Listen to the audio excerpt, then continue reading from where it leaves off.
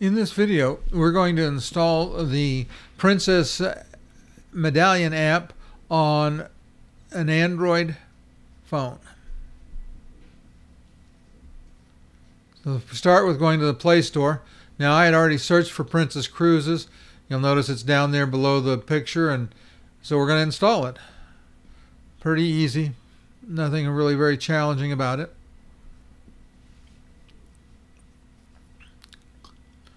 As soon as it gets installed, we'll open it. And what we'll find when we open it is that we have a choice to do one of two things. We can one of three things. Sign up, or we can log in, or we can sign in with our booking number. So if you have the booking for your Princess Cruise and don't want to go through the process of creating a permanent account, you can sign in with the booking number. Now, in my case, I do have an account, and I'm just going to log in. This is pretty straightforward. You put in your login ID, and that's my login ID. Then you put in your password, and it'll spin for a minute. Now we're logged in to the Princess app. Again, a very nice, very straightforward process. There's quite a few things that we can do in the app. We're going to go through and take a look at quite a few of them. We'll start with looking at getting the check-in process complete. Now, you'll notice I've got a green check that says I am completed my check-in, but my wife hasn't, so we're going to wind up working on her account for just a little bit, or her check-in, I should say. Because you can check in, if you're two of you traveling together, you can check both people in on the same same app, same phone. So in this case, we're going to go in. Now, you have to read this notice, or at least scroll through all of it. I sped it up. This is 5 times normal speed, just so that it didn't take all day to get through it. When you get down to the bottom, you'll get a blue button that says you can go to next. And there we are. But do understand that if you don't read it, you have agreed to the contract, and so you are bound by what you checked and said you read. Now, in this case, my wife's residence information is in there, but her passport's not, so you go to add your travel documents. We'll go down here to the bottom, and we'll click on it, and we can choose a bunch of different cards, but in our case, we're going to choose a passport. And then you have the ability to scan the document with the phone, and what that'll do is automatically read the information and load it into the system for you. So it will be there. Now, since I didn't do that, I can't go next, but we're going to go up and take a look at some of the more of the options here. Click Photo. There's a helpful description of how you're supposed to take your photo. Then when you click on Take a Photo, you actually have a choice to upload a photo. So you can, if you're working, like if you have one in your memory or something, you could load it. In my case, I'm working actually on my PC recording this, and so I could have taken a PC file and put it out there. But instead, we're going to go out and take a photo. Just look at it, hit the button, take the photo, and you can go back to your business. It'll load it. It does give you the option of adding a payment method, either for if you're 2 people traveling in the cabin, you can add a separate payment method for either of them, or like I did here, you can combine both of them together, and Cheryl's using the payment form I put in.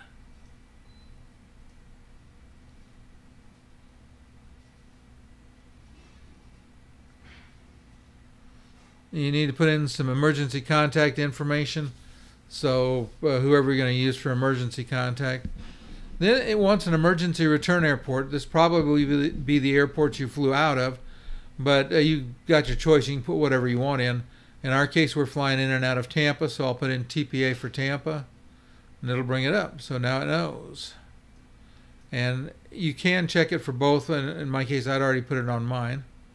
Now we're going to get out of this and go back to look at some more features in the app.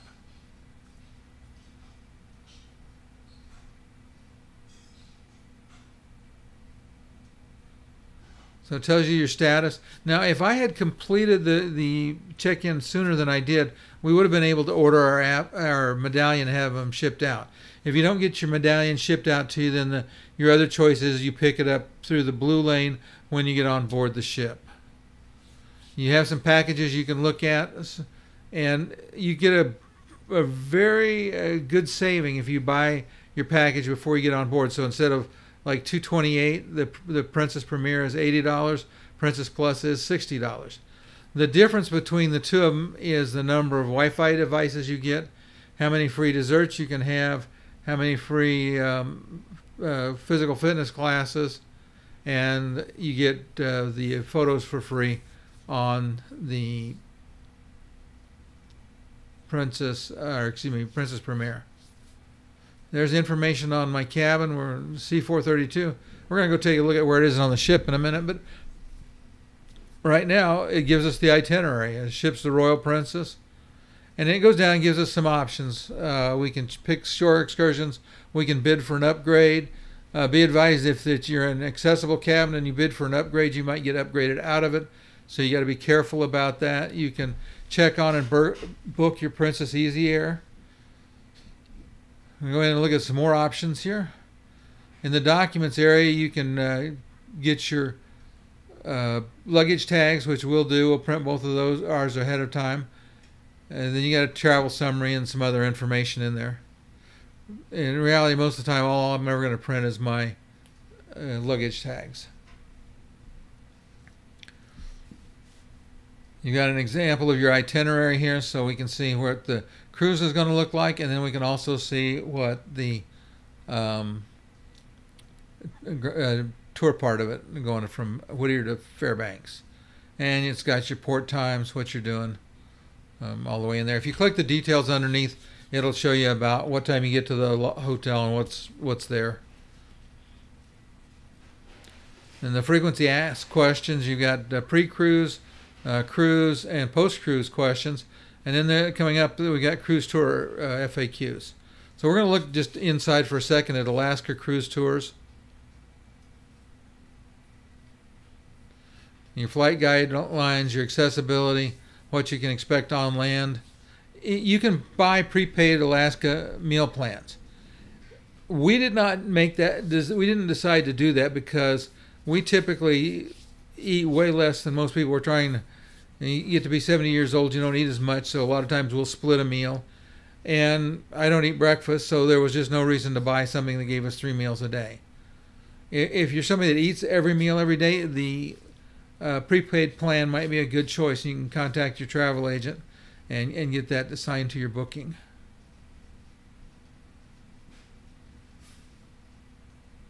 Now, I did something and it kicked us out, so we had to jump back into the app.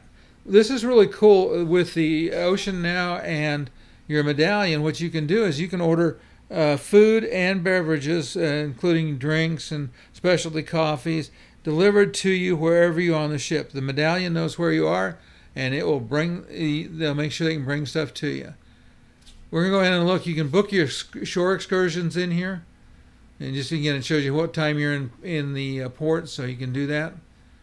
The nice thing about this part of the app is you've got a map of the ship, and if you're looking for things, you can click on it, and it'll turn everything else off and help you find the bars and the shopping and the things to do.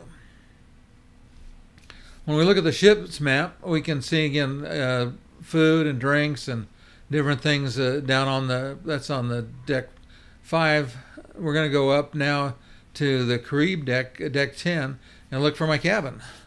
Because we're in cabin C432. And you'll notice if you're not right at the, where your cabin is not there when the picture starts, or when the ship comes up the map, you can scroll it up and down. You can go side to side. I don't know why you would, but we're going to find my cabin here in just a second. I actually had to go back out and look at what the number was.